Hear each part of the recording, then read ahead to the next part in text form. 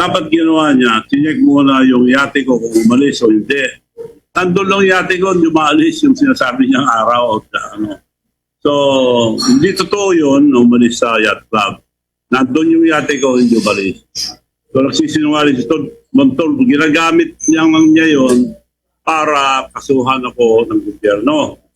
Para may intensyon ang mga NBI na i-raid ang bahay ko. Yun ang nakuha kong balita. Ang sinasabi, wala naman akong alam. So, paraan lang nila yon para ma-rate ako. Para to harass me.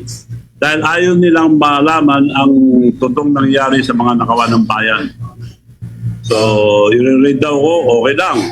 Pero wag sana sila magtanim ang mga ebidensyang mga masasamang ano. Kaya pinabantayan ko bahay ko, lahat babantayan nila sila, pupunta sila, they're welcome. NBI are welcome to go there. Wag lang kayong manggulo.